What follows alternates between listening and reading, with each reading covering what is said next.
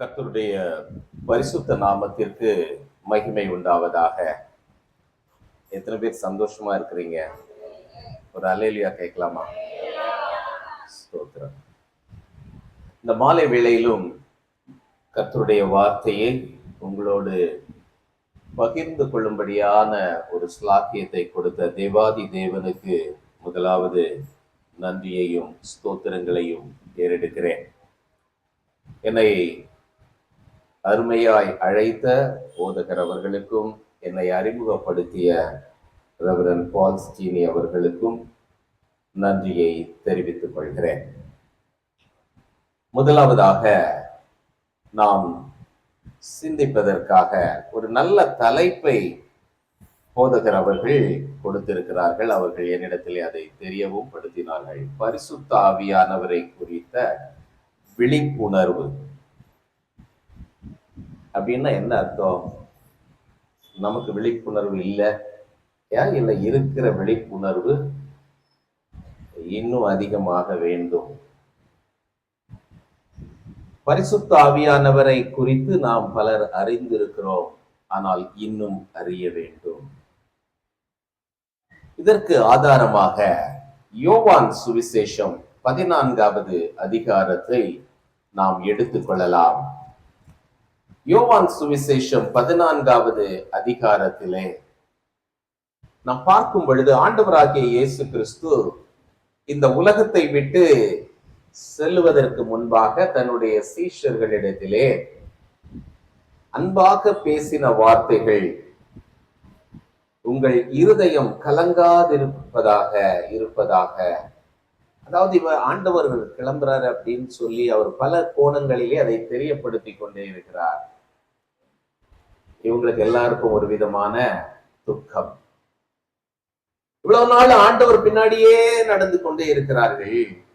அவர் போறார். இவரை நம்பி அவங்களுடைய வேலையை எல்லாம் விட்டுட்டு வந்தாங்க.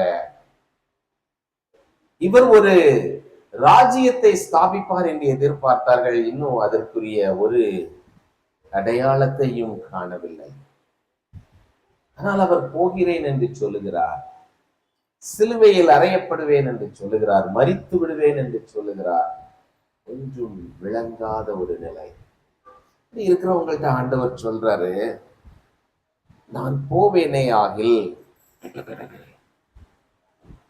16வது வசனத்தை நான் வாசிக்கிறேன். 14வது அதிகாரம் 16வது வசனம்.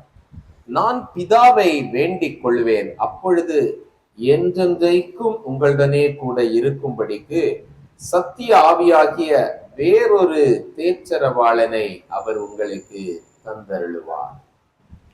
அந்த தேற்றரவாளனை தான் பரிசுத்த ஆவியானவர் என்று நாம் அழைக்கிறோம். வேதம் நமக்கு தெளிவாக கூறுகிறது. இந்த தேற்றரவாளனை நாம் பெற்றுக் கொள்வதை பற்றி வேதம் என்ன சொல்லுகிறது என்பதை முதலாவது உங்களுக்கு கூறி, அதன் பின்பு அதற்குள்ளே அந்த தேற்றரவாளனுடைய செயல்பாடுகள், நாம் அவரோடு எப்படி நம்முடைய வாழ்க்கையை நடத்தி கொண்டு இருக்கிறோம் என்று சிந்திக்கும்படியாய் சில கருத்துக்களை பகிர்ந்து கொள்ள விரும்புகிறேன். அடுத்த வசனம் ஆண்டவர் சொல்லுகிறார், உலகம் அந்த சத்திய ஆவியானவரை காணாமலும் அறியாமலும் இருக்கிறபடியால் அவரை பெற்றுக்கொள்ள மாட்டார். It's not given to this world or to the people of this world. இப்ப நம்ம வீட்டுக்கு ஒருத்தர் வராருன்னு சொல்றோம், எதிர்பார்த்து கொண்டிருக்கிறோம். கதவு தட்டுற சத்தம் கேட்க வெளியில வந்து கதவை திறந்து பார்க்கிறோம். ஒரு நபர் நம் கண்களுக்கு தெரிகிறார், அதனால உள்ள வாங்க அப்படின்னு சொல்றோம். திறந்து பார்க்கறாங்க, யாரும் இல்லைன்னா என்ன சொல்லுவோம்? ஒன்னும் சொல்ல மாட்டாங்க, ஏதோ சத்தம் கேட்டுதுப்பா அப்படின்ட்டு கூட்டிட்டு போயிடுவோம். இங்க அதுதான் சொல்லுது, உலகம் அவரை காணாமலும் அறியாமலும் இருக்கிறபடியினால் அவரை என்ன பண்ண மாட்டாங்க? வாங்கன்னு ஏற்றுக்கொள்ள மாட்டாங்க, பெற்றுக்கொள்ள மாட்டாங்க.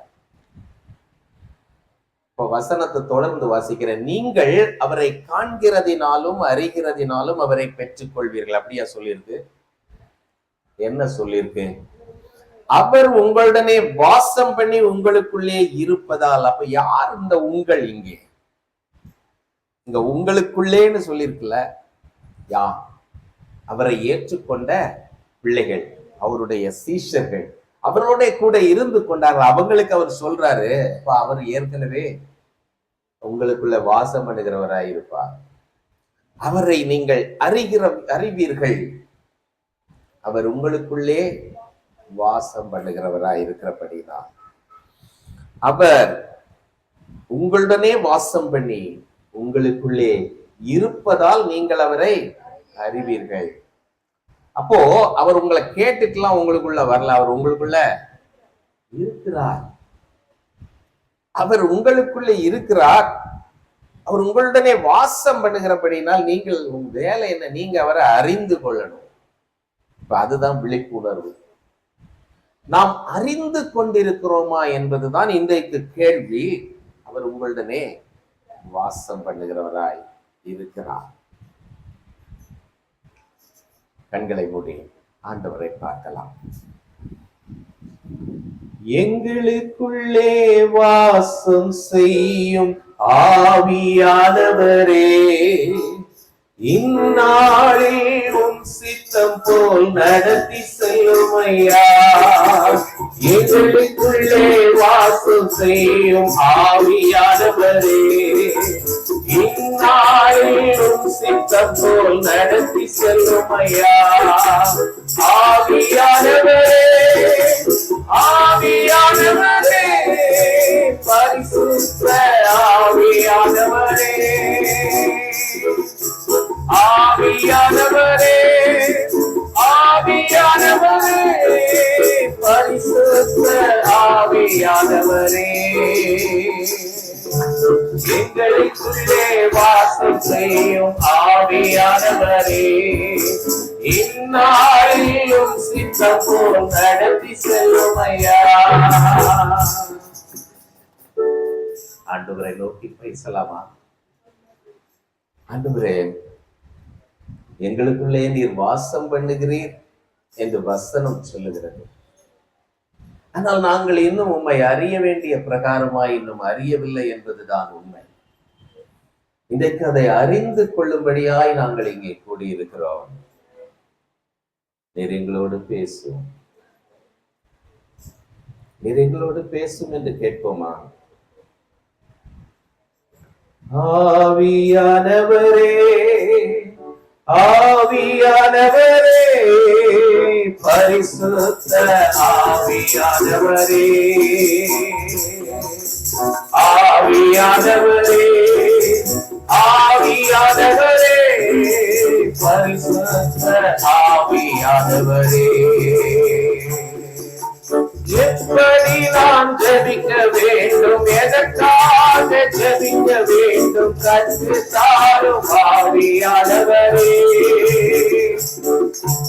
எப்படி நான் ஜெபிக்க வேண்டும், எதற்காக ஜெபிக்க வேண்டும், கற்று தாரும் ஆவியானவரே.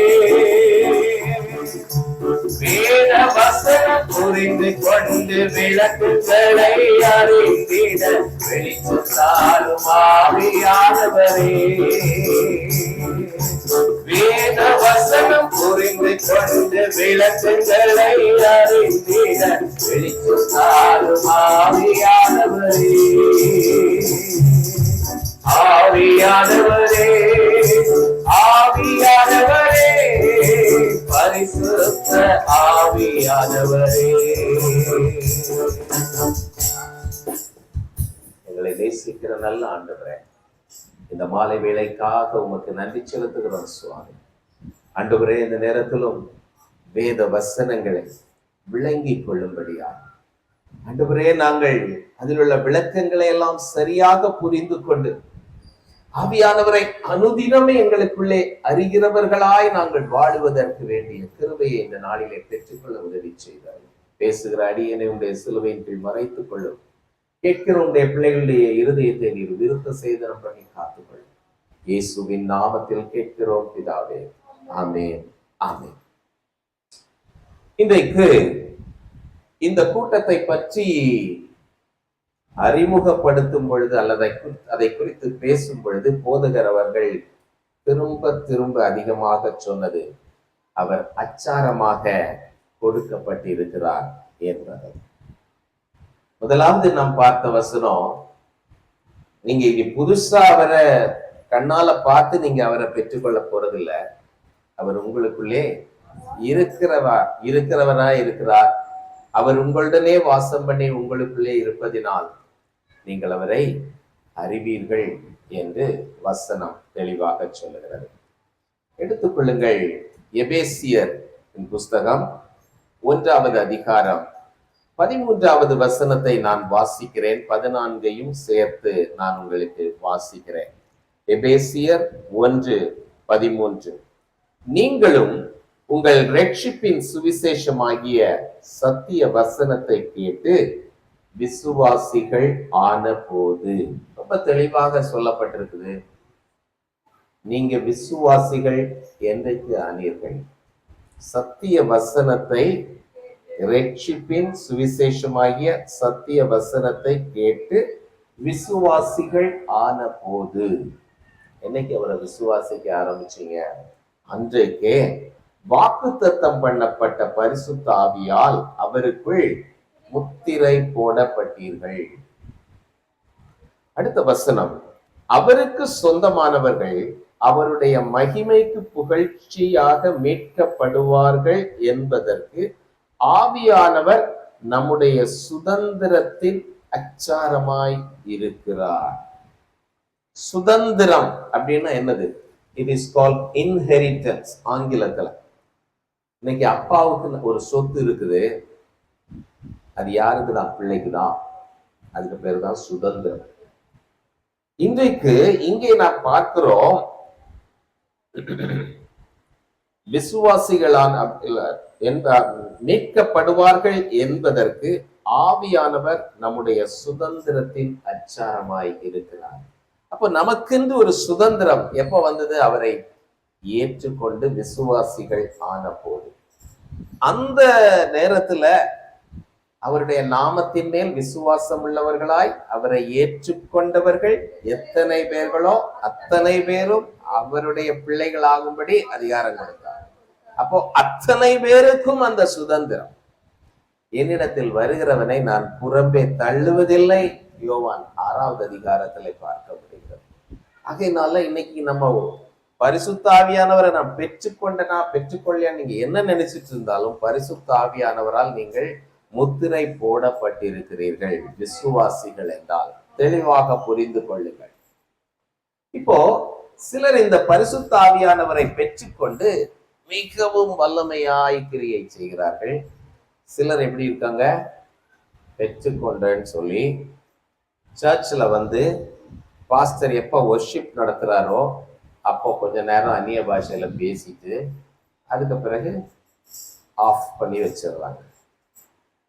சிலருக்கு இது ஒரு வித்தியாசமான ஒரு நேரத்துல மட்டும்தான் வரும். 4 பேர் கூடி வந்து ஜெபம் பண்ண ஆரம்பிச்சாதான் பரிசுத்த ஆவியானவர் வருகிறார்.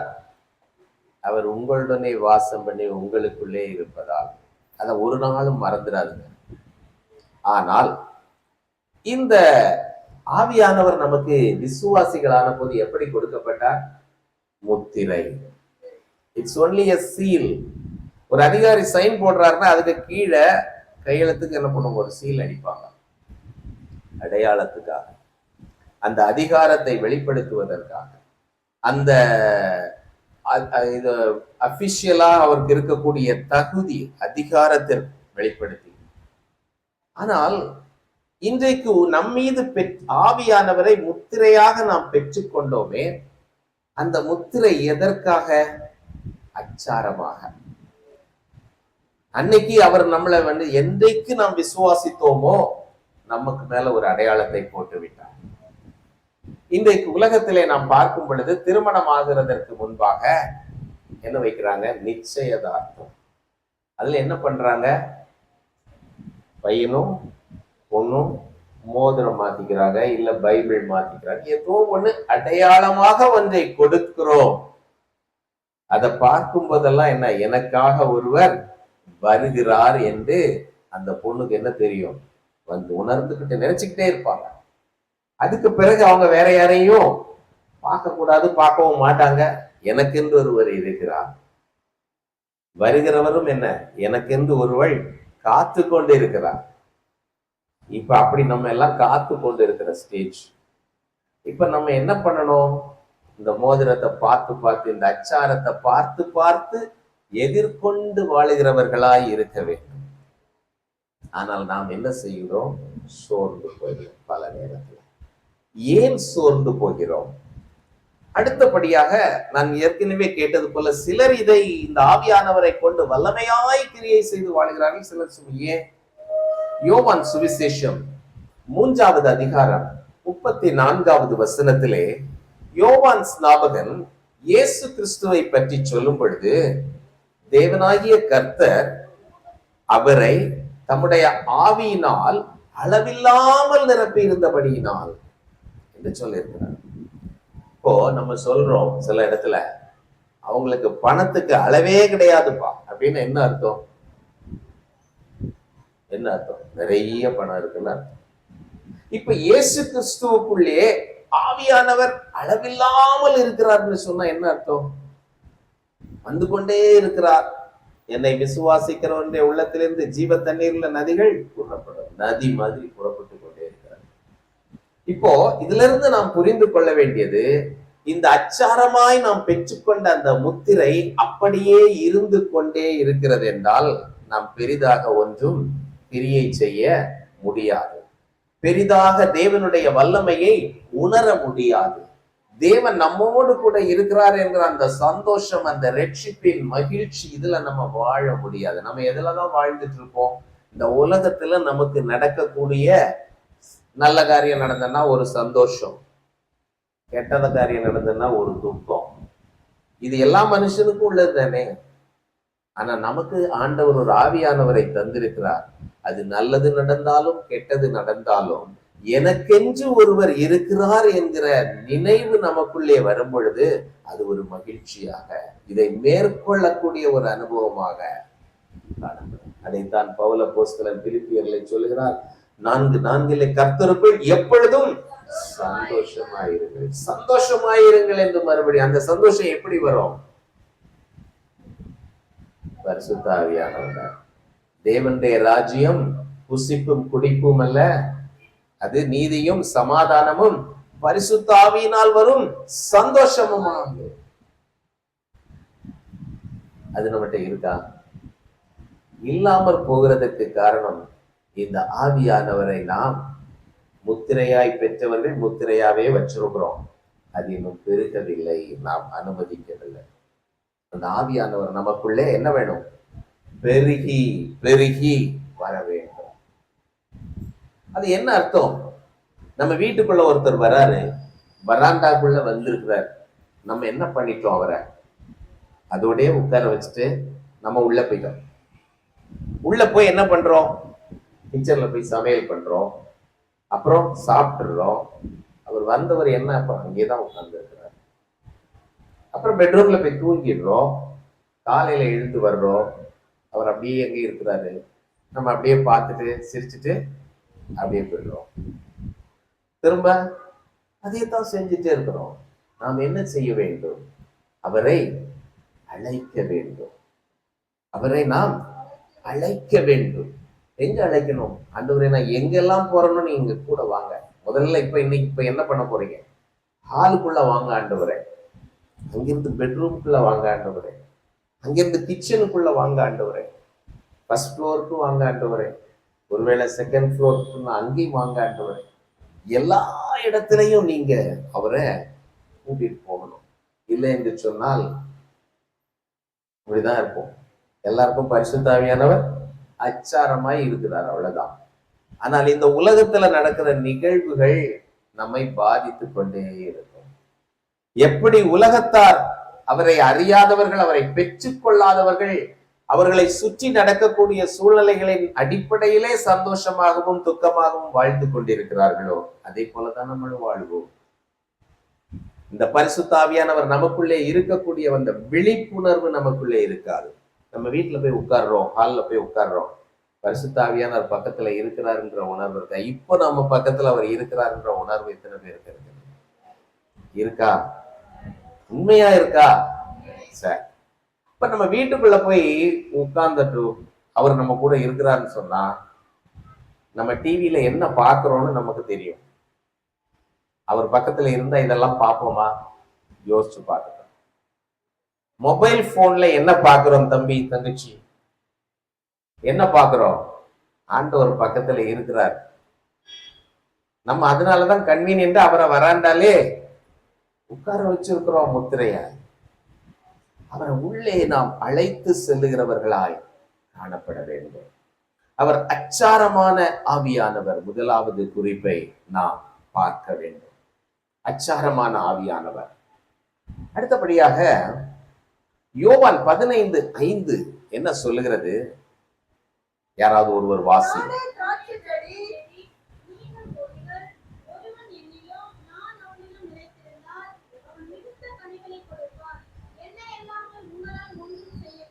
முதல் பாயிண்ட் அதை புரிஞ்சுக்கணும். என்ன அல்லாமல் உங்களால் ஒன்றும் செய்ய கூடாது. இப்ப இயேசு கிறிஸ்து இங்கிருந்து என்ன பண்ணிட்டாரு? போய்விட்டார். அவர் போன பிறகு அவருக்கு பதிலாக நமக்கு கொடுக்கப்பட்டிருக்கிறவர் தான் யார்? பரிசுத்த ஆவியானவர். 1 கொரிந்தியர் 15வது அதிகாரம் 45வது வசனத்தை வாசியுங்கள்.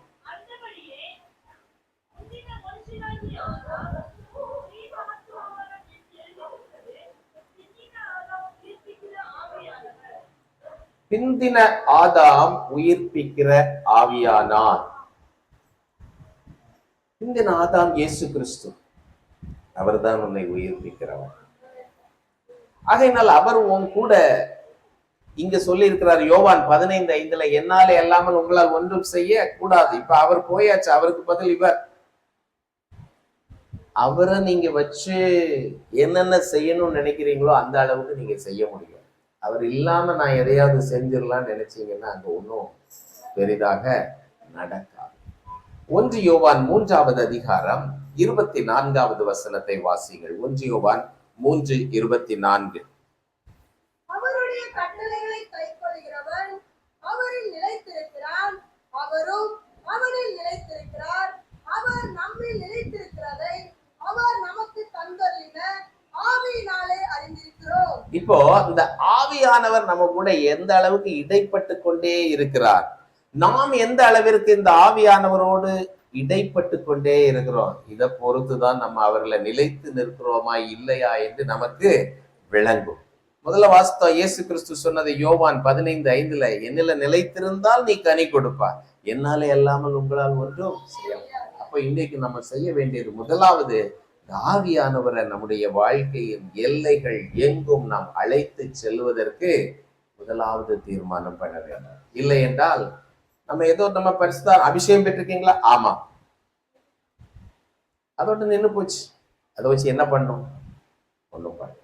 நம்முடைய வாழ்க்கை வெற்றியான ஒரு வாழ்க்கையாக இருக்க வேண்டும். வாழ்க்கையிலே துக்கங்கள், கசப்புகள், சோர்வுகள் எல்லாம் வரும். ஆனால் அதை மேற்கொள்ளக்கூடிய பலனை தருகிறவர் யார்? ஆவியானவர். பூமியை இருள் மூடும், ஜனங்களை காரிருள் மூடும், ஆனாலும் உன்மேல் கர்த்தர் உதிப்பார். ஏசாயா தீர்க்கதரிசியின் புஸ்தகம் 60.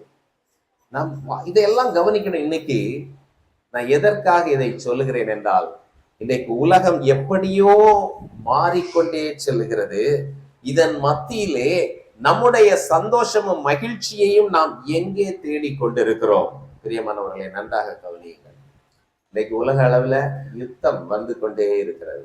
3வது உலக போர் வந்துவிடும் என்றே சொல்லுகிறார்கள். வந்து விட்டது, ஆரம்பித்து விட்டது என்றார். இனி இது எப்படியெல்லாம் போகும் நமக்கு தெரியாது. ஆனால் இவைகளெல்லாம் நடைபெறும் யுத்தங்களையும் யுத்தங்களின் செய்திகளையும் கேள்விப்படுவீர்கள். ஆனாலும் என்ன பண்ணணும்? நீங்கள் கலங்காதபடிக்கு எச்சரிக்கையாயிருங்கள். அதைத்தான் இன்னைக்கு நம்ம பார்க்கிறோம். கலங்காதபடிக்கு எச்சரிக்கையா இருக்குன்னா பயப்படாம ஜாலியா இருங்க அப்படின்னு அர்த்தம் இல்லை. கலங்காம இருக்கணும்னா நீங்க எச்சரிக்கையா இருங்க அப்படின்றார். நன்றாக கவனித்தீங்களா? இதெல்லாம் நடக்கும். இந்த யுத்தத்துக்கு எஃபெக்ட் இங்கெல்லாம் வரும். பஞ்சம் வரலாம், விலைவாசி எல்லாம் உயர்ந்துட்டு போகலாம், இங்கேயும் ஏதாவது எது வேணாலும் நடக்கலாம். ஆண்டவர் தம்முடைய சித்தத்தின்படி நடத்துவார். தீர்மானிக்கப்பட்ட அழிவு நிறைந்த நீதியோட புரண்டு வரும். ஏசாயா 10:26 இருக்கு.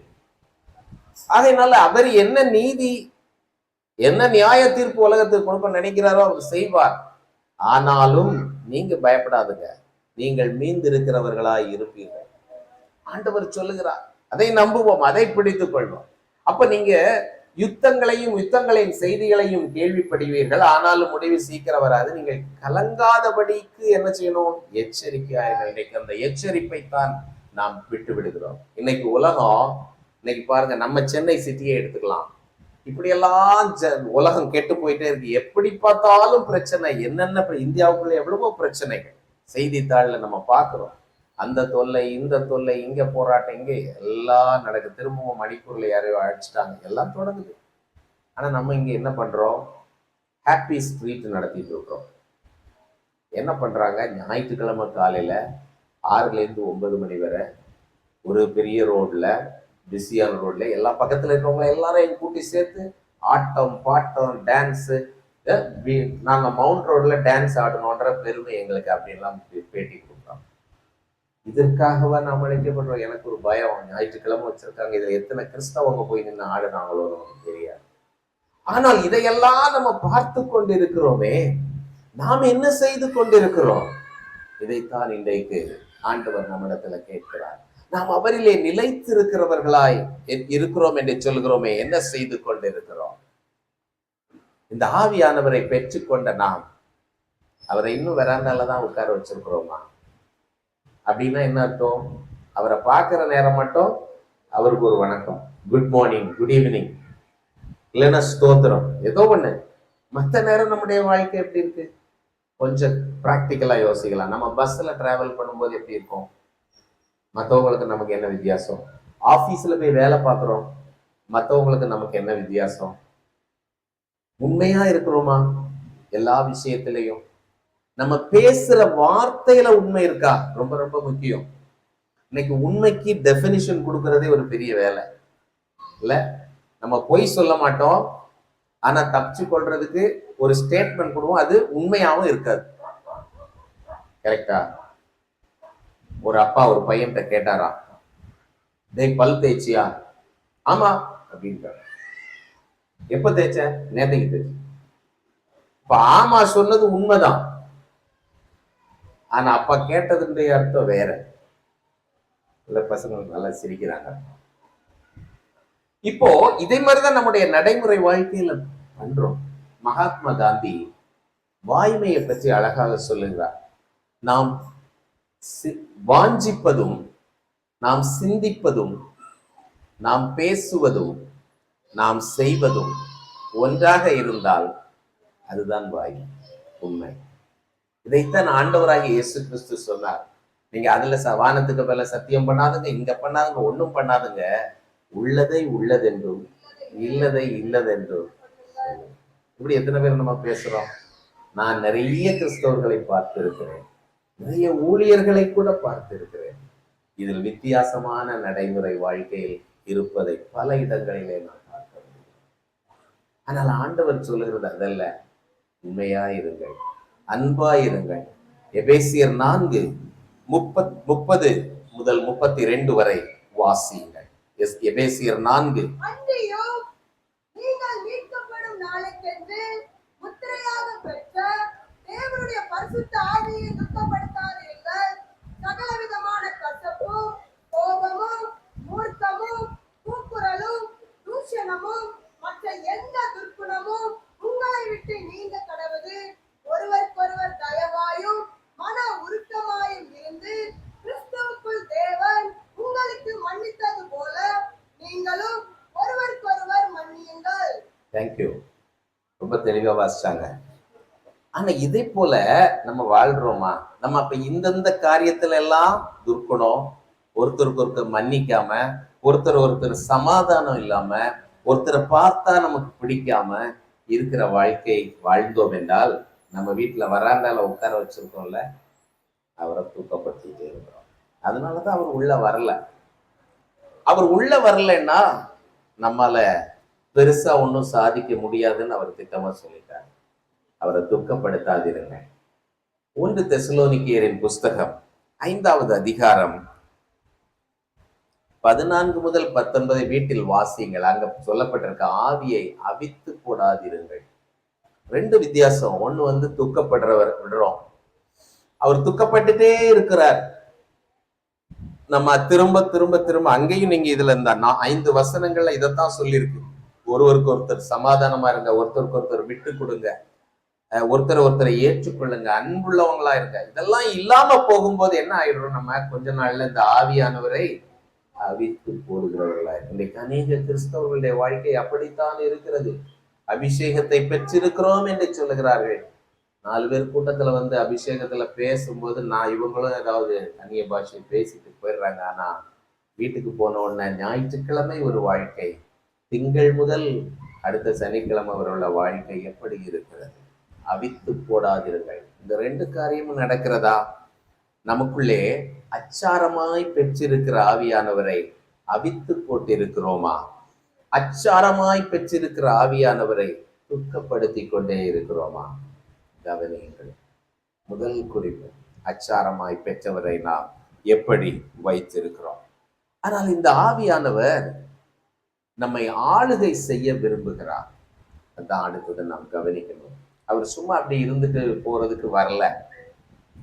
உங்களையும் என்னையும் ஆளுகை செய்வதற்காக அவர் விரும்புகிறார். 1 கொரிந்தியர் 6வது அதிகாரம் 19-20 வசனங்களை. உங்கள் சரீரமானது நீங்கள் தேவனாலே பெற்றும் உங்களில் தங்கியும் இருக்கிற பரிசுத்த ஆவியினுடைய ஆலயமாய் இருக்கிறது என்றும் நீங்கள் உங்களுடையவர்கள் அல்லவென்றும் அறியீர்களா? கிரயத்துக்கு கொல்லப்பட்டீர்களே, ஆகையால் தேவனுக்கு உடையவர்களாகிய உங்கள் சரீரத்தினாலும் உங்கள் ஆவியினாலும் தேவனை மகிமைப்படுத்துங்கள். இப்போ திட்டமா சொல்லுகிறார், நீங்கள் தேவனுடைய ஆலயமாய் இருக்கிறீர்கள், நீங்கள் கிரயத்திற்கு கொல்லப்பட்டீர்கள். ஆண்டவர் உங்களை முழுசா வாங்கி இருக்கிறாரு. ஆகையினால உங்கள் முழு சரீரத்தினாலும் என்ன பண்ணுங்க? தேவனை மகிமைப்படுத்துங்கள். இதை நல்லாக கவனிக்கணும். ஆண்டவராகிய இயேசு கிறிஸ்து யோவான் சுவிசேஷம் 16வது அதிகாரத்துல இன்னொரு காரியத்தை சொன்னாரு. அவர் யோவான் சுவிசேஷம் 12, 13, 14வது அதிகாரத்துல சொன்னாரு. என்ன சொன்னார்னா, இன்னும் அநேக காரியங்களை நான் உங்களுக்கு சொல்லணும். நிறைய வரிசையா சொல்லிட்டே வராரு. அதையெல்லாம் நான் இப்ப சொன்னேன்னா உங்களால தாங்க முடியாது. அப்படின்னா என்ன அர்த்தம்? நீங்க அப்சர்வ் பண்ணிக்கிட மாட்டீங்க. இன்னைக்கு இப்ப நானே நிறைய பேசிட்டே போறேன்னு கொஞ்ச நேரத்துக்கு பிறகு என்ன ஆயிடும்? ஒண்ணு ஏறாது இல்ல. பாஸ்ட் 1 hour பேசலான் இருக்காரு. 1 hour நான் அதிகமான நேரம். ஆனா ஆண்டவர் தான் சொல்றார், நான் நிறைய சொல்றேன், இது உங்களால தாங்க முடியாது. இன்னும் பரிசுத்த ஆவியானவர் உங்களிடத்தில் வரும் பொழுது அவர் உங்களை சகல சத்தியத்திற்குள்ளும் நடத்துவார். அந்த பரிசுத்த ஆவியானவர் இயேசு கிறிஸ்து போன பின்பாக வந்தார் அல்லவா? அவர் இந்த பவுல் அப்போஸ்தலன் மூலமாக பல சத்தியங்களை கொடுத்திருக்கிறார். அதுல ஒண்ணுதான் இது, நீங்கள் தேவனுடைய ஆலயமா இருக்கிறீர்கள், அவர் உங்களை கிரயத்திற்கு பெற்றுக் கொண்டிருக்கிறார். ஆகையினாலே உங்களுடைய முழு சரீரத்தினாலும் அவரை என்ன பண்ணுங்க? மகிமைப்படுத்துகிறார். நன்றாக கவனிக்கிறீங்களா? 2வது குறிப்பு என்ன? ஆவியானவர் நம்மை ஆளுகை செய்ய விரும்புகிறவர். முதல் குறிப்பு, அச்சாரமாய் கொடுக்கப்பட்டவரை நமக்குள்ளே வியாபித்து வளர்ந்து வருவதற்கு இடம் கொடுங்கள். ஏனென்றால் அவர் நம்மை ஆளுகை செய்ய விரும்புகிறவர். 3வது, அவர் உயிர்ப்பிக்கிற ஆவியானவர். அப்படியே உட்கார்ந்துட்டு இருப்போம்ல, அவர் நம்ம என்ன பண்றாரு? உயிர் மீட்சி பெற செய்கிறவர். ஏற்கனவே வாசித்தோம். 1 கொரிந்தியர் 15வது அதிகாரம் 45. பிந்தின ஆதாம் உயிர், அது போதுமா வாசித்தது? அதுல உள்ள 2வது பகுதி. பிந்தின ஆதாம் உயிர்ப்பிக்கிற ஆவியானார். அவர் ஆவியானார். அந்த ஆவியானவர் தான் நமக்குள்ளே இருக்கிறார். அப்ப அவருடைய வேலை என்னது? உயிர்ப்பிக்கிறவர் என்பதை மறந்து விட வேண்டாம். இப்ப இந்த ஆவியினால் நாம் நிரப்பப்பட்டால் தான் பல காரியங்களை நாம் புரிந்து கொள்ள முடியும். ஞானமுடையவர்களாய் நாம் வாழ முடியும். எப்படின்னு சொன்னா நிறைய நேரத்துல விசுவாசிகளே நிறைய தவறு செய்கிறதை நாம் பார்க்கிறோம் இல்ல. தலைவர்கள், தேவ ஊழியத்திலே இருக்கக்கூடிய தலைவர்கள் தவறு செய்கிறார்கள். நம்மிடத்திலே தவறு இருக்கிறது. நாம் பல நேரத்துல ஞானத்தோடு நடந்து கொள்வதில்லை. ஆண்டவர் சொன்னார், நீங்கள் புறாக்களை போல் கபடற்றவரும் சர்ப்பத்தை போல் வினாவுள்ளவர்களா. நம்ம இந்த கபடற்றவர்கள்னு சொல்லிட்டு நிறைய நேரத்துல போய் மடத்தனம் பண்ணிடும். நம்முடைய இருதயத்துக்குள்ளே இருந்து மதியினம் பல நேரத்துல வெளியே வருகிறது. ஆண்டவர் அதை சொல்லி இருக்கிறார். பல தவறுகளை மார்க்கு சுவிசேஷம் 7வது அதிகாரம் என்று நினைக்கிறேன், வீட்டில் 6 அல்லது 7வது அதிகாரத்துல பல தவறுகளை, விபச்சார பாவம், இச்சை, இது எல்லாவற்றையும் சொல்லிவிட்டு அதுல லிஸ்ட்ல மதியீனமும் வெளிப்படும் என்று சொல்லுகிறார். அப்ப நம்ம மதியீனமாய் நடந்து கொள்வது ஒரு பாவம். நன்றாக புரிந்து கொள்ளுங்கள். நான் தெரியாம செஞ்சிட்டேன் பிரதர்னு ஈஸியா சொல்லிடுறோம். தேவன் அப்படி நம்மை மதியினத்திற்கு அழைக்கவில்லை, ஞானத்தோடு நடந்து கொள்வதற்கு அழைத்திருக்கிறார். ஆகையினாலதான் மோசே சங்கீதம் 90:12 அழகாக சொல்லுகிறார், நாங்கள் ஞான இருதயம் உள்ளவர்களாகும்படி எங்கள் நாட்களை எண்ணும் அறிவை எங்களுக்கு தாரும். ஞான இருதயம் உள்ளவர்களாய் மாற வேண்டும். எதற்கு அந்த ஞான இருதயம் வேண்டும் அப்படின்னு நம்ம கொஞ்சம் கவனிச்சோம்னு சொன்னா, ஆண்டவரால் நமக்கு ஞானம் தரப்பட வேண்டும் என்றால் நாம் ஞான இருதயம் உள்ளவர்களாய் இருக்க வேண்டும். இவர் இங்கே மோசே என்ன சொல்கிறார், எங்கள் நாட்களை எண்ணும் அறிவை எங்களுக்கு தாரும். நாட்களை எண்ணும் அறிவுனா என்ன? நம்ம பிறந்த நாட்களை யோசிச்சு பார்க்கலாம், சின்ன பிள்ளைங்களா இருந்து வளர்ந்த நாட்களை நினைச்சு பார்க்கலாம், இன்றைக்கு இருக்கக்கூடிய சூழ்நிலையை நினைச்சு பார்க்கலாம். உலகத்தின் சூழ்நிலைகள் மாறிக்கொண்டே வருகிறது. கிறிஸ்தவர்கள் சந்திக்கக்கூடிய சூழ்நிலைகள் மாறிக்கொண்டே வருகிறது. அன்றைக்கு பாவம் என்று சொன்னது இன்றைக்கு சரிதான் என்று பேசப்படுகிறது இல்ல. இதுல சில விஷயங்களை நம்ம சரியாக புரிந்து கொண்டு காலத்துக்கு ஏற்றபடி நம்மை மாற்றிக்கொள்ளவும் வேண்டும். சில விஷயத்திலே நாம் ஜாக்கிரதை உள்ளவர்களாகவும் இருக்க வேண்டும். உதாரணமா சொன்னா, இன்னைக்கு சின்ன பிள்ளைங்களை அடிக்க கூடாது, கரெக்டா? சின்ன பிள்ளைங்க வீட்டுல பெற்றோர் வச்சிருக்க பெற்றோருக்கெல்லாம் தெரியும், பையன் என்ன சிரிக்கிறான், வீட்டுல ரொம்ப அடிக்கிறாங்களா? சரி, சின்ன பிள்ளைங்களை அடிக்க கூடாது அப்படின்னு ஒரு டீச்சிங். ஆனா வசனம் என்ன சொல்லுது? ஒரு பர்த்டே ஃபங்க்ஷன்ல நான் போறேன், அங்க ஒரு பாஸ்டர் சொல்லிட்டு இருக்கிறாரு, சிஎஸ்ஐ பாஸ்டர், பிரம்பை கையாளதான் மகனை பகிக்கிறான் அப்படின்னு சொன்னா, அந்த காலத்துல அந்த பேம்பு பிரம்புக்கு உள்ள தேவனுடைய கற்பனைகளை எல்லாம் சுருளா சுத்தி உள்ள வச்சிருப்பாங்களாம். அதை கையாண்டு அந்த கற்பனையை எடுத்து அந்த மகனுக்கு போதிக்காம இருந்தாருன்னா அவன் மகனை பகைக்கிறான் அப்படின்னு சொல்லி, அதனால நீங்க அடிக்கலாம் கூடாது, அதுக்கு அர்த்தம் வேற அப்படின்னு சொல்றாங்க. நான் உண்மையா நானா கேட்டேன், யாரும் சொல்லி நான் சொல்லல. அப்போ இன்னொரு இடத்துல நீதிமொழிகள் சொல்லுது, பிள்ளையின் இருதயத்துல என்ன இருக்கும்? மதியினம் குடி இருக்கும். அதை என்ன பண்ணும்? தண்டனையின் பிரம்பு மாற்றும் இருக்கு வசனம். அப்ப அதுக்கு அந்த பாஸ்டர் என்ன சொல்லுவாங்கன்னு தெரியும். சரி, இப்ப எதுக்கு நான் சொல்றேன்னா, இப்படி நம்முடைய நாட்களிலே காலங்கள் மாற மாற போதனைகள், பழக்க வழக்கங்கள், சமுதாய சீர்குலைவுகள் இதெல்லாம் நடந்துகிட்டே இருக்கு. இன்னைக்கு நான் இப்ப சொன்னேன் இல்ல, காலையில ஞாயிற்றுக்கிழமை என்ன நடக்குது? ஹாப்பி ஸ்ட்ரீட் ஃபங்க்ஷன் நடத்துறாங்க. அப்ப நம்ம வீட்டுல பிள்ளைங்க இருக்கு, நான் அங்க போயிட்டு வந்துடுறேன், வந்துட்டு அப்புறம் சர்ச்சுக்கு போயிடலாம் அப்படின்னு நம்ம என்ன பண்ணுவோம்? அடி கொடுக்கணும். சரி, சில வீட்டுல அது நடக்கும், சில இடத்துல அடிக்க போனா அடிக்காதுங்கன்னு சொல்றதுக்கு இதெல்லாம் இருக்கும். சூழ்நிலைகள் மாறிக்கொண்டே இருக்கும். இதற்கு ஏற்ற விதத்துல நடந்துகிறதுக்கு எங்களுக்கு ஞான இருதயத்தை தாரும் ஆண்டவரே. நம்ம முதல்ல எல்லாம் பார்க்கும்போது யுத்தங்கள்லாம் ரொம்ப இல்லை, இன்னைக்கு யுத்தம் அங்க நிக்குது. இனி என்ன செய்யணும்? ஞான இருதயம் வேணும். நம்ம மாற்றணும், நம்முடைய ப்ரியாரிட்டிஸ் லைஃப்ல எல்லாம் மாற்றணும். இன்னைக்கு சூழ்நிலைகள் மாறிக்கொண்டே இருக்கு. அதுக்குதான் அவர் அப்படி நினைக்கிறார். அந்த சங்கீதத்தை நன்றாக வாசிப்பாருங்க. அதிகமான பிரச்சனைகள், நாங்க தவறு செய்தோம், நீர் எங்களை அடித்தீர், நாங்க இப்படி எல்லாம் கஷ்டப்பட்டோம், காரணம் நாங்க தான் தப்பு செஞ்சோம் ஆண்டவரே. ஆனா எங்களுக்கு ஞான இருதயம் இல்லை. இன்னைக்கு அந்த ஞான இருதயம் நமக்கு வேணும். போதிக்கிற ஆவியானவர் அவர்.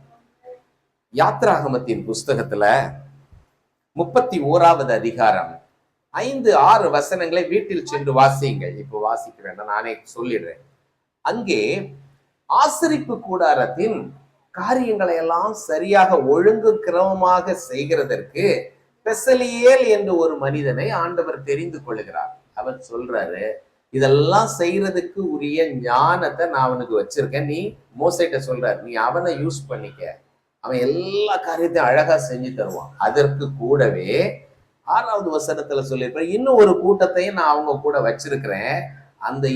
அந்த கூட்டத்துல இருக்கிறவங்க ஞான இருதயம் உள்ளவர்களுடைய இருதயத்திலே நான் ஞானத்தை ஊற்றுவேன். 6வது வசனத்தை மட்டும் வாசிங்க.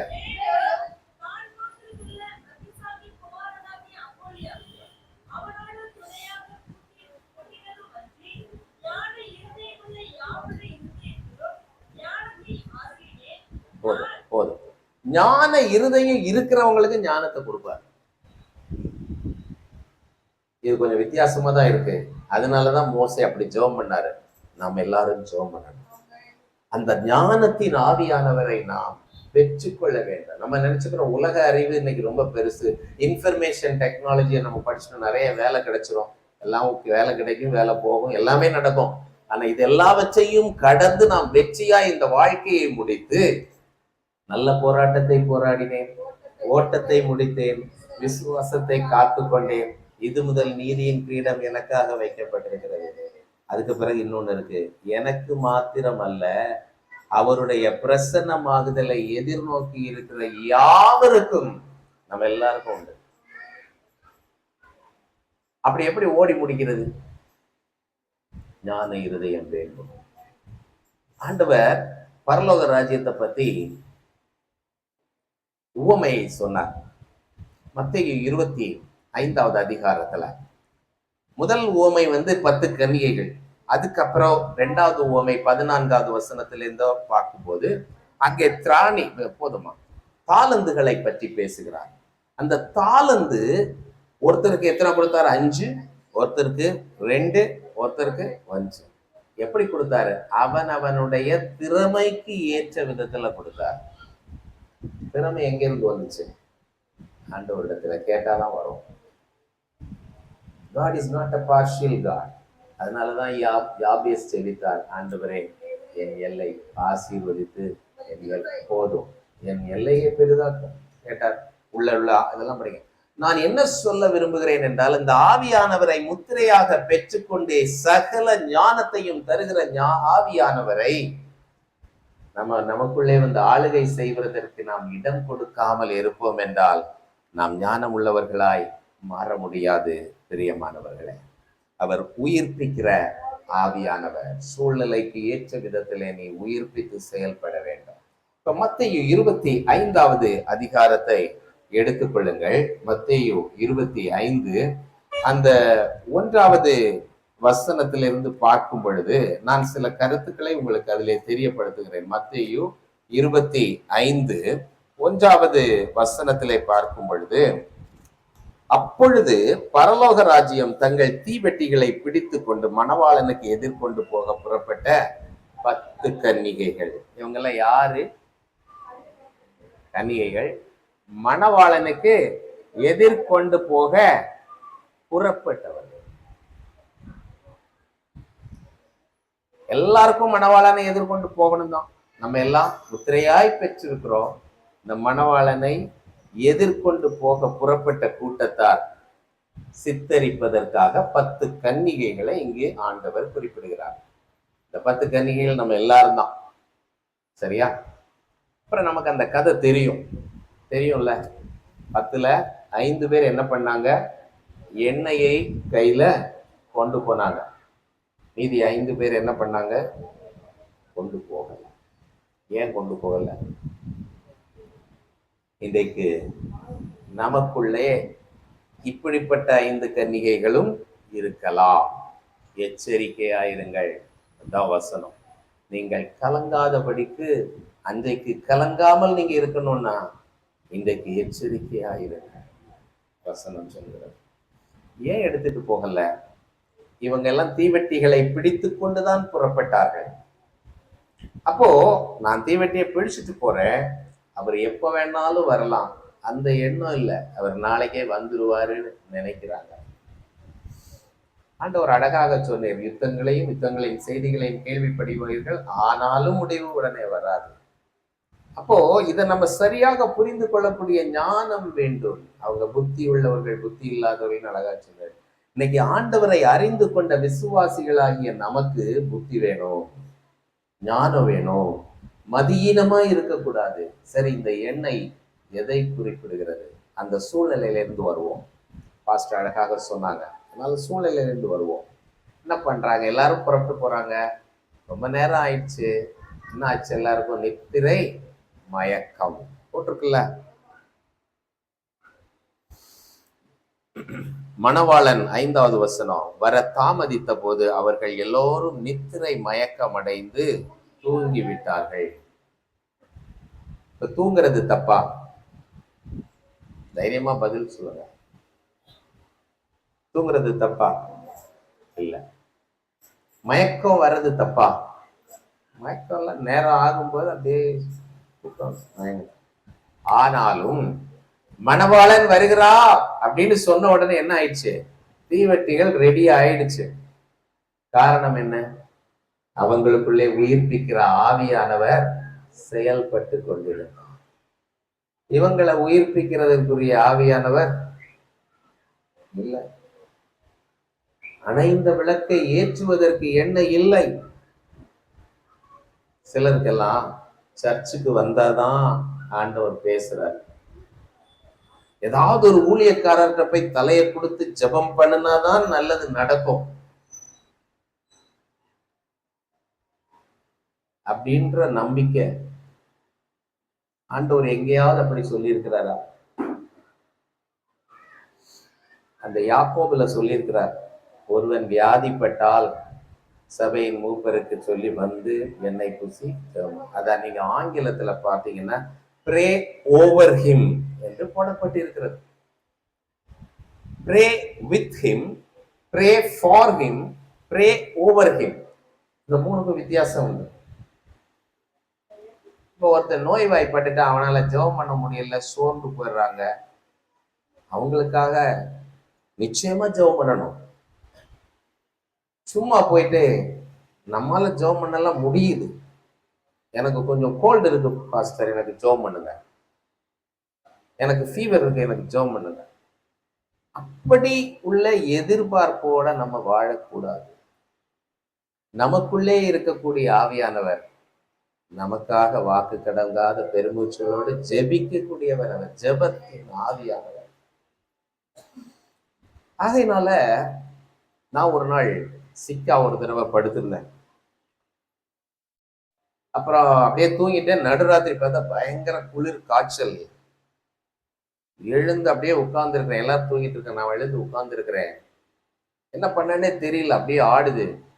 என்ன அறியாமலே நான் சொல்றேன், நான் மரண இருளின் பள்ளத்தாக்கிலே நடந்தாலும் பொல்லாப்புக்கு பயப்படேன். அது எப்படி சொன்னேன்னே தெரியாது. ஆவியானவர் உதவி செய்கிறார் நமக்கு. இதெல்லாம் ஒரு அனுபவங்கள் நம்முடைய வாழ்க்கையில நமக்கு வேண்டும். உயிர்ப்பிக்கிற ஆவியானவர். அந்த நேரத்துல நம்ம பேசாம இருந்துட்டு இருந்தோம்னா சோர்ந்து போயிடுவோம். ஆனால் நம்மை பேச வைக்கிறவர். இது எங்கிருந்து வரும்? நம்ம அவரோடு நெருங்கி வாழும் பொழுதுதான் நமக்கு வரும். ஆகையினாலே அவர் உயிர்ப்பிக்கிற ஆவியானவர். இந்த 10 கன்னிகைகள்ல 5 பேர் போயிட்டாங்க. இந்த 5 பேர் என்ன பண்ணாங்க? எங்களுக்கு கொஞ்சம் எண்ணெய் கொடுங்க அப்படின்னு கேட்குறாங்க. இவங்க என்ன சொல்றாங்க? எங்களுக்கும் பத்தாது, உங்களுக்கும் பத்தாது, நீங்க எங்கேயாவது வெளியில வாங்கிக்க, விற்கிறவங்கள்ட்ட போய் வாங்கிக்கோங்க அப்படின்னா ஒண்ணுமே அவங்க ஹெல்ப் பண்ண. நம்ம நினைக்கிறோம் இன்னைக்கு என்னுடைய மனைவி ரொம்ப பக்தியா இருக்கிறாங்க, அவங்களுடைய பக்தினால நானும் பரலோகத்துக்கு போயிடுவேன். யாராவது அப்படி நினைக்கிறீங்களா? ஆண்கள், பெண்கள் யாராவது கணவன் நல்லா இருக்கிறாரு அதனால அவங்க கூட, இதெல்லாம் நடக்கவே செய்யாது. அந்த நாளில அவரவருடைய தீவெட்டியில என்ன இருக்கணும்? எண்ணெய் இருக்கணும், தீவெட்டி எரியணும். ஆகையினால அந்த உயிர்ப்பிக்கிற ஆவியானவரை இன்னைக்கு வீட்டுல என்ன வராண்டால இருந்து கூட்டு உள்ள கொண்டு போயிருங்க. எல்லா இடத்திலையும் அவரை வைத்துக் கொள்ளுங்கள், ஒருபோதும் விட்டுவிட வேண்டாம். கடைசியாக நாம் பார்க்கும் பொழுது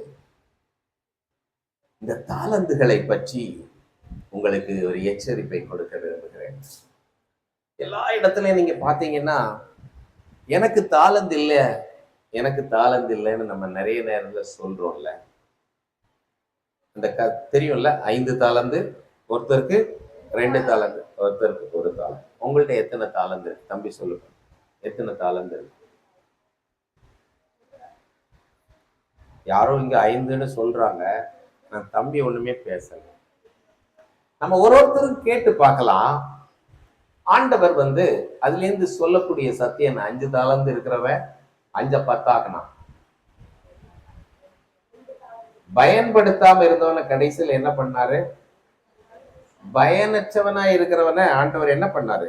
கடைசியாக அங்க ஒரு பிரயோஜனமற்ற ஊழியக்காரன் சொல்லப்பட்டிருக்கு. அவனை கொண்டு போய் அழுகையும் பற்கடிப்புள்ள இடத்துல போடுங்கன்றார். அப்போ 1 தாளந்து வாங்கினவன் 5 தாளந்து, இந்த 2ஐயும் சொல்லி இருந்தால் போதும். 5 இருக்கிறவன் நல்ல விதமா அதை யூஸ் பண்ணினான், 5 10 மாத்தினான், அவனுக்கு நல்ல பரிசு கொடுங்க, ரிவார்டு கொடுங்க. 1 வைத்திருந்தவன் ஒன்னும் இல்லாம புதைச்சு வச்சுட்டான், அவன் பிரயோஜனமற்ற, அவனை கொண்டு போய் நரகத்துல போடுங்க இப்படின்னு சொல்லி இருக்கலாம்ல. இடையில ஒரு 2 வச்சிருக்காரு. ஏன்னா நம்ம எல்லாம் இந்த 2 கேட்டகரி தான். 5 தாளந்து இருந்தீங்கன்னா நீங்க எல்லாம் ஒலிம்பிக்கு போயிருப்பீங்க, நானும் போயிருப்பேன். எதுக்கு அதை முக்கியமா சொல்றாங்கன்னா, நமக்கு எல்லாருக்கும் ஒரு எண்ணம் உண்டு, அவரை மாதிரி எனக்கு பாட தெரிஞ்சா நான் நல்லா ஊழியம் செய்வேன், அவரை மாதிரி வசனத்தை பேச தெரிஞ்சா நானும் நல்லா நிறைய பேருக்கு சத்தியம் சொல்லுவேன், அவரை மாதிரி அவளை மாதிரி அப்படின்னு சொல்லிட்டு நம்ம நிறைய சாக்கு போக்கு சொல்லிட்டே இருக்கிறோம். நமக்காக தான் 2 தாளந்து வச்சிருக்கிறார். 2 தாளந்து இருந்தவர் சொல்லியிருக்காருல்ல, 5 இருந்தாதான் பிசினஸ் பண்ண முடியும் பிரதர், 2 இருந்தாலும் ரொம்ப ஒன்றும் பண்ணணும் இல்ல. 5 இருந்தாலும் பண்ணலாம், 2 இருந்தாலும் பண்ணலாம், 1 இருந்தாலும் பண்ணலாம். 5 வைத்திருந்தவனுக்கு 5ஐ 10 மாற்றினவனுக்கும் ஒரே பாராட்டு தான். வசனம் அப்படியே டிட்டோ. 10 இருக்கிறவனுக்கு 5 10 மாற்றினவனுக்கு ஒரு பாராட்டு. அதே பாராட்டின் வார்த்தைகள் தான் அவர் கொடுக்கிறார் 2 தாளந்த 4 மாற்றினவன். வேற எந்த வித்தியாசமும் இல்லை. நீங்க அந்த வசனத்தை பாத்தீங்கன்னா 20வது வசனம் 22வது வசனம், நேரம் இல்லை, அதனால இந்த வீட்டுல போய் வாசிங்க. நான் கொஞ்சம் ஹோம்ஒர்க் உங்களுக்கு கொடுத்துறேன், வாசித்தீங்கன்னா 2 ஒண்ணுதான். அதனால இன்னைக்கு நீங்க ஐயோ என்கிட்ட இவ்வளவுதான் இருக்குன்னு தயவு செய்து கவலைப்படாதுங்க. இருக்கிறது நீங்கள் ஆண்டவருடைய கரத்திலிருந்து கிருபையை பெற்று, ஆண்டவரே எனக்கு ஞானத்தை தாரும், இதை நான் பயன்படுத்த உங்களுடைய ராஜ்யத்திற்காக என்று சொல்லுங்க. இல்லாம நான் என்ன செய்வேன்னு நினைச்சிட்டு இருந்தோம்னா நம்ம 1 தாளந்து கேட்டகரியில போயிடுவோம். கடைசியா 1 தாளந்துள்ளவரை பார்த்து என்ன சொல்றாரு? பிரயோஜனமற்ற ஊழியக்காரன் என்று சொல்றாரு 20வது வசனத்துல. இவனை புறம்பான இருளிலே தள்ளுங்கள். இன்னைக்கு நம்ம நிறைய பேரு ஃப்ரூட்ஃபுல்லா இருக்கிறோமான்னு தெரியல.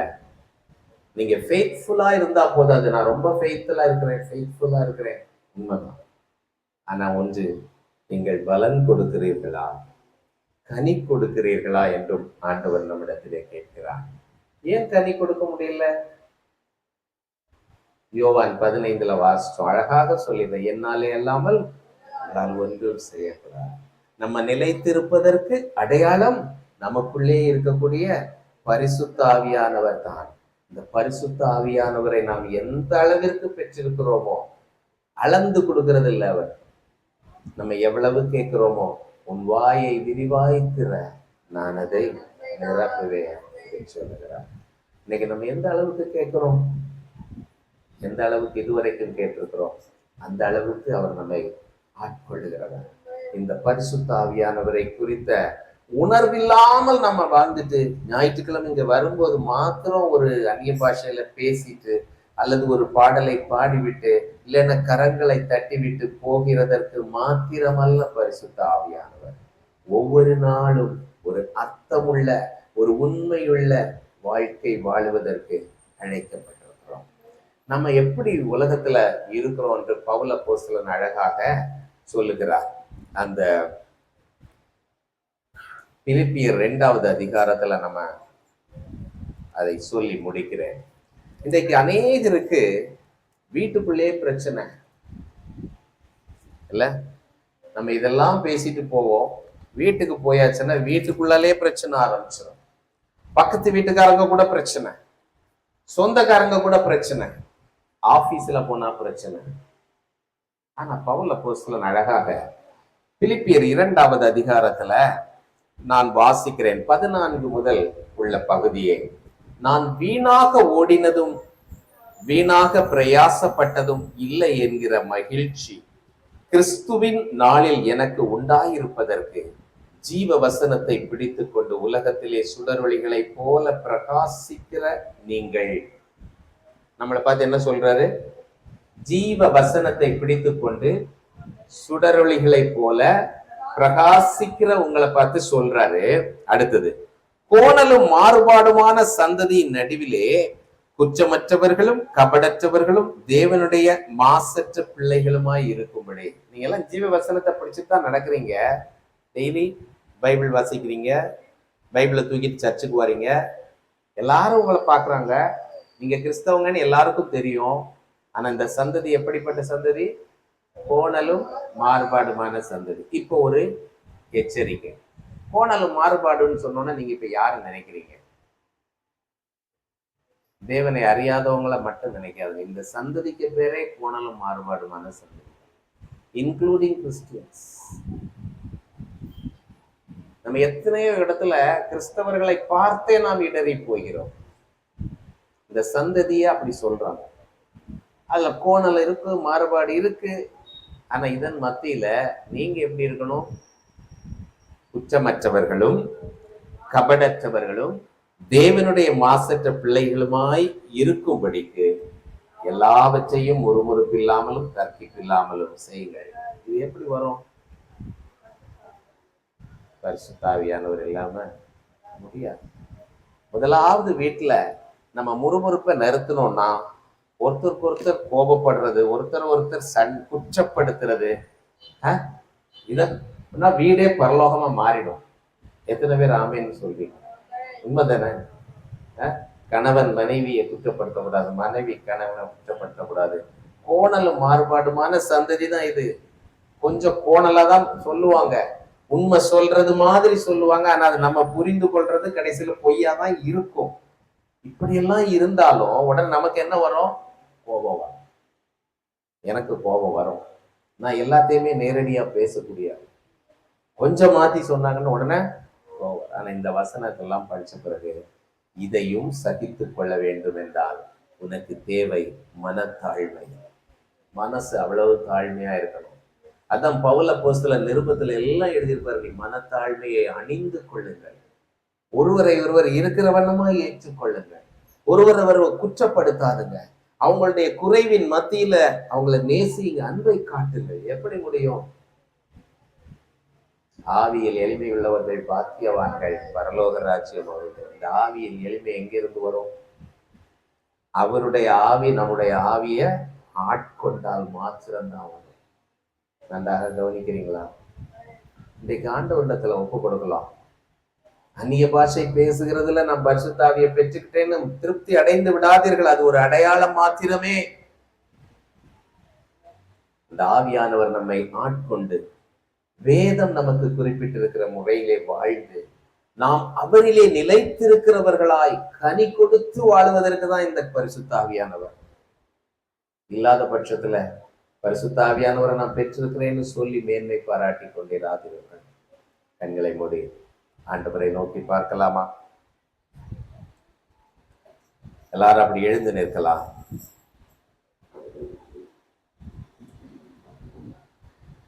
கவலை கண்ணீர் மறக்கணும், கர்த்தரையே நோக்கணும், கற்று தாரும் ஆவியானவரே.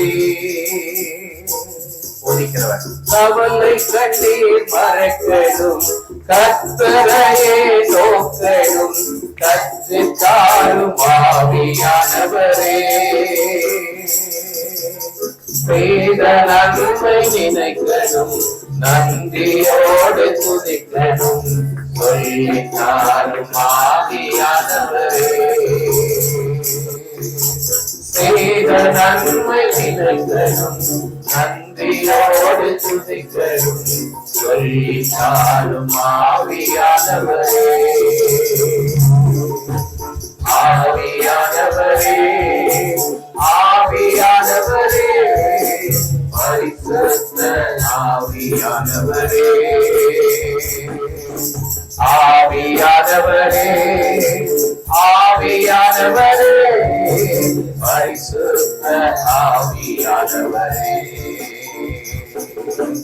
எதிரிகளின் சூழ்ச்சிகள், சாத்தானின் தீக்கணைகள், எதிர்த்து நிற்க பலம் வேண்டுமே விலகல்.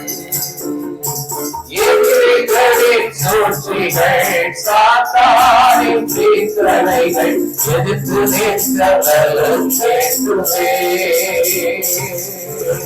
உடல் சோர்வு வசதிகள், பலவீனங்கள் நீக்கி உற்சாகத்தால் நிரப்ப வேண்டுமே. உடல் சோர்வு வசதிகள், பலவீனங்கள் நீக்கி உற்சாகத்தால் நிரப்ப வேண்டுமே. ஆவியானவரே, ஆவியானவரே, பரிசுத்த ஆவியானவரே.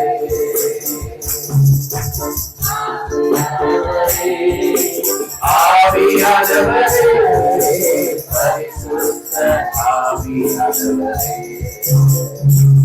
நேசிக்கிற நல்ல ஆண்டவரே, சுவாமி, அச்சாரமாய் நாங்கள் பெற்றிருக்கிற இந்த ஆவியானவரை ஒவ்வொரு நாளும் நாங்கள் ஆண்டவரை நேசிக்க, ஆண்டவரே எங்களுடைய வாழ்க்கையிலே இந்த ஆவியானவரை கொண்டாட எங்களுக்கு கிருபை தாரும். மாறாக நாங்கள் அவரை துக்கப்படுத்துகிறோமா, அவரை அவித்து போடுகிறோமா? இதை குறித்து ஆண்டவரே இன்றைக்கு எச்சரிப்பை நாங்கள் பெற்றிருக்கிறோம். ஜாக்கிரதையாக இருக்க கிருபை தாரும். ஆண்டவரே, இந்த ஆவியானவர் அச்சாரமாய் கொடுத்தவர், கொடுக்கப்பட்டவர், ஆளுகை செய்ய விரும்புகிற ஆவியானவர். அவரை ஆண்டவரே நீர் எங்களை ஆளுகை செய்யும் என்று ஒவ்வொரு நாளும் எங்களை அர்ப்பணிக்க அர்ப்பணிக்க நாங்கள் பரிசுத்தத்திலே வளருவோம் ஐயா. ஆண்டவரே, இந்த அர்ப்பணிக்கக்கூடிய கிருபையை எங்களுக்கு தாரும். ஆண்டவரே, இந்த உயிர்ப்பிக்கிற ஆவியானவர் அவர். ஆண்டவரே, நாங்கள் இந்த சூழ்நிலைகள் எல்லாம் மாறி வரும் பொழுது, ஏதோ உலகத்துல ஏதோ நடக்குதுன்னு சொல்லி இந்த வாட்ஸ்அப் மெசேஜ் அது வருது இது வருது எல்லாருக்கும் ஃபார்வர்ட் பண்ணி விட்டவர்களாய் அல்ல ஆண்டவரே. எதுவானாலும் நாங்கள் அறிந்து கொண்டு ஆண்டவரே நாங்கள் ஞான இருதயம் உள்ளவர்களாய் மாற, எங்களுடைய நாட்களை எண்ணும் அறிவை பெற்றுக் கொள்ளுகிறவர்களாய் ஆண்டவரே உம்மிடத்திலிருந்து நாங்கள் எப்படி கனி கொடுக்கிற ஒரு வாழ்க்கை வாழ வேண்டும் என்று கேட்டு அறிந்து கனி தரக்கூடிய கிருபை எங்கள் ஒவ்வொருவருக்கு தார். இந்த வசனத்தை கேட்ட உங்களுடைய பிள்ளைகள் ஒவ்வொருவரையும் நீர் ஆசீர்வதியும் ஆண்டவரே. ஒவ்வொருவருடைய இருதயத்திலும் இந்த வசனம் தங்கி இருந்து 30, 60, 100 பலம் தர வேண்டும் என்று சொல்லிக்கிறோம் ஆண்டவரே. எல்லாவற்றுக்கும் மேலாக ஆண்டவரே, இந்த வார்த்தைகள் சுவாமி உம்முடைய பிரசன்னமாகுதலை எதிர்நோக்கி வாழக்கூடிய அனுபவத்தை பிள்ளைகளுக்குள்ளாக தர வேண்டும் என்று சொல்லிக்கிறோம் ஆண்டவரே. சிங்கக்குட்டிகள் தாழ்ச்சி அடைந்து பட்டினியாயிருக்கும், கர்த்தரை தேடுகிறவர்களுக்கு ஒரு நன்மையும் குறைவுபடாது.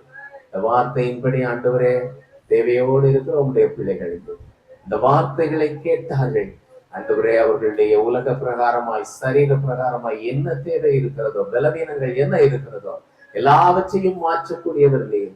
இதோ நான் மாம்சமான யாவருக்கும் கர்த்தர், என்னால் செய்யக்கூடாத அதிசயமான காரியம் ஒன்று உண்டோ என்று சொன்னீரேன்.